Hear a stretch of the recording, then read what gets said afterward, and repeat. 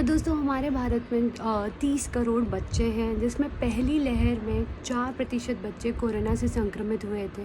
वहीं दूसरी लहर में अभी तक 10% बच्चे इन्फेक्ट हो चुके हैं। यानी अभी तक देखा जाए तो 14% बच्चे कोरोना से संक्रमित हो चुके हैं।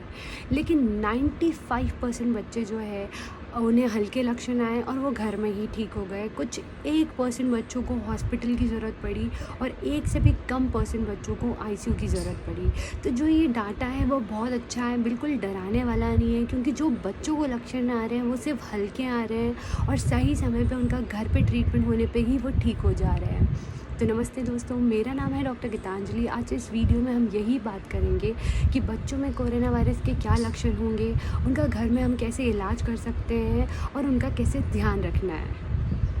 तो सबसे पहले हम बात करेंगे कि आखिर में इतने बच्चे भी कोरोना से कैसे संक्रमित हुए हैं। तो जैसा कि आप जानते हैं कि बच्चे तो घर से बाहर जाते नहीं हैं, तो जो उन्हें परिवार के ही सदस्यों की वजह से कोरोना हुआ या उनके घर में कोई पॉजिटिव था या कोई ऐसा है जो घर से बहुत ज़्यादा बाहर आते जाते हैं, ये एक बहुत बड़ा कारण है। दूसरा है वायरस का म्यूटेशन। पहली लहर में जो स्ट्रेन आया था वो इतना घातक नहीं था, इसलिए बच्चे ज़्यादा इन्फेक्ट नहीं हुए। दूसरी लहर में डबल म्यूटेंट स्ट्रेन आया, इसलिए 10% बच्चे भी इन्फेक्टेड हुए।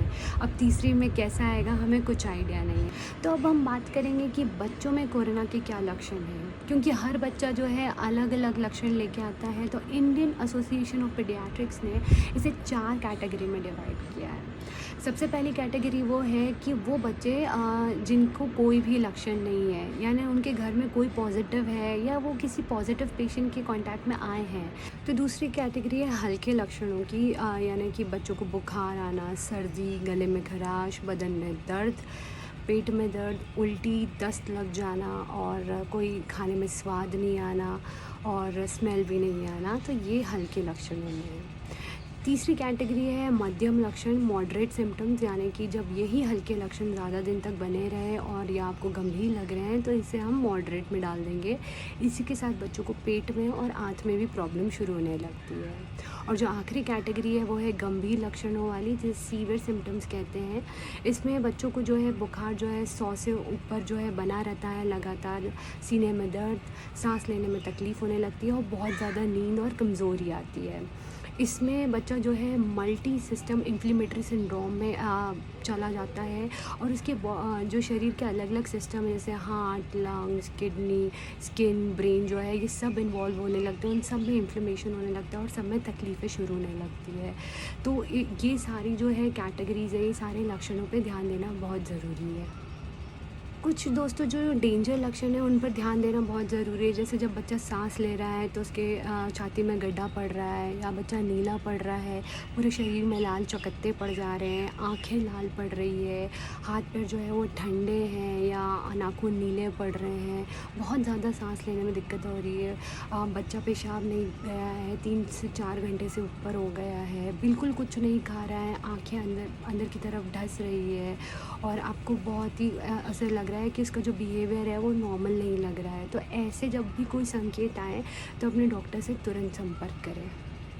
बात करेंगे हम कि बच्चों का हम इलाज घर पे कैसे कर सकते हैं। अच्छा, जिन बच्चों को जैसे कोई पहली कैटेगरी जिन्हें कोई लक्षण नहीं है, तो उनको हमें यही है कि अगर उन्हें आइसोलेशन में डालना है, अलग रखना है उनसे और उनके ऊपर ध्यान रखना है कि उन्हें और कोई लक्षण तो नहीं आ रहे हैं। कि हम हल्के लक्षणों को घर में कैसे ठीक कर सकते हैं।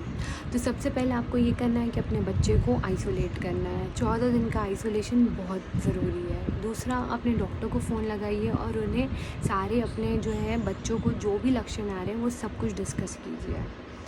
तीसरा हम ये कर सकते हैं कि अगर बच्चे को बुखार है तो हमें ये करना है कि हम एक चार्ट बनाएं बुखार का, कि बच्चे का बुखार कब आ रहा है, कितनी देर तक आ रहा है और बच्चे का टेम्परेचर क्या है, तापमान क्या है शरीर का, ये आप ज़रूर नोट करें। उसी के साथ में पल्स ऑक्सीमीटर से सैचुरेशन भी चेक करें और वो भी नोट करें, ताकि डॉक्टर को बताने में आपको आसानी हो।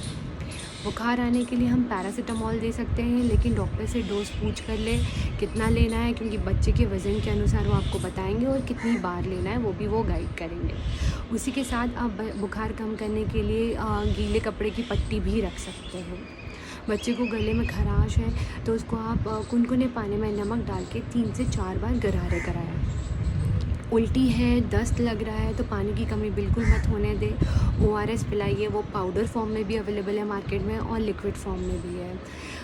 या तो आप शक्कर और नमक का पानी घोलकर भी थोड़ी-थोड़ी देर में पिला सकते हैं। जूसेस फलों के जूस पिलाइए, छाछ पिलाइए, नारियल पानी भी आप पिला सकते हैं।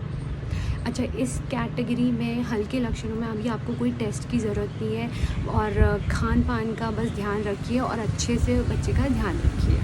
मध्यम लक्षण के बच्चों को हम कैसे ठीक कर सकते हैं घर में? तो सबसे पहले डॉक्टर को फ़ोन करें। हो सकता है कि वो आपको बोलें कि बच्चे को हॉस्पिटल में दिखाने आ जाए या एडमिट करा दे। अगर सांस लेने में दिक्कत आ रही तो हो सकता है उसे ऑक्सीजन लग सकता है, तो उसे तुरंत हॉस्पिटल में अपने निजी अस्पताल में एडमिट कराएँ। पानी देते रहें। फ़ीवर आ रहा है तो पैरासिटामोल कंटिन्यू रखें। घबराना नहीं है, बच्चा हॉस्पिटल में पहुँचेगा, उसका ट्रीटमेंट जो है प्रॉपर तरीके से होगा और वो जल्दी ही रिकवर कर जाएगा। और दोस्तों, जो आखिरी है वो है गंभीर लक्षण, और उसमें हमें यही करना है कि तुरंत बच्चे को हॉस्पिटल लेके जाना है, बिल्कुल भी देरी नहीं करनी है और बच्चे को एडमिट करके डॉक्टर जो है जो भी उसको लक्षण आ रहा है उसके अकॉर्डिंग जो है उसको दवाइयाँ शुरू करेंगे। हैं कि हमें क्या बच्चे के लिए तैयारी रखनी है और क्या सावधानियाँ बरतनी है। तो देखिए, सबसे पहली चीज़ हमें यही करनी है कि हमें कोविड एप्रोप्रिएट प्रोटोकॉल फ़ॉलो रखना है, यानी मास्क पहने रखना है, घर में साफ़ सफाई रखनी है। कोई कोविड पॉजिटिव पेशेंट है तो बच्चों को उनके साथ नहीं रखना है, और अगर बच्चे पॉजिटिव है तो उनको अपने दादा दादी के साथ नहीं रखना है, क्योंकि बड़ों को भी बहुत ज़्यादा चांसेस है होने के। दूसरा, वैक्सीनेट आपको होना बहुत ज़रूरी है, घर में सबको होना बहुत ज़रूरी है। तीसरी, बच्चों तक जो भी चीज़ आ रही है वो प्रॉपर धुली होनी चाहिए और सैनिटाइज़ होनी चाहिए। चौथा, बच्चे के सारे सामान जो है कपड़े और जो टॉयज़ है, खिलौने हैं, वो रोज़ धुलने चाहिए और उनके आसपास का जो माहौल है, जगह है, वहाँ पे सफाई मेंटेन होनी चाहिए। पाँचवा, बच्चों के लंग्स मजबूत करने के लिए उन्हें फुग्गे जो है गुब्बारे फुलाने के लिए दीजिए। ये बहुत अच्छी एक्सरसाइजेज़ है और उन्हें अनुलोम विलोम ज़रूर सिखाएं। खेल खेल में सारी जो ब्रीदिंग एक्सरसाइजेज़ ज़रूर ऐड कीजिए उनके इसमें। फिर जो छठा है कि एक प्रॉपर न्यूट्रिशन, एक प्रॉपर बैलेंस डाइट बच्चों को देना बहुत ज़रूरी है, जिसमें सारे मिनरल्स विटामिन्स ऐड होने चाहिए।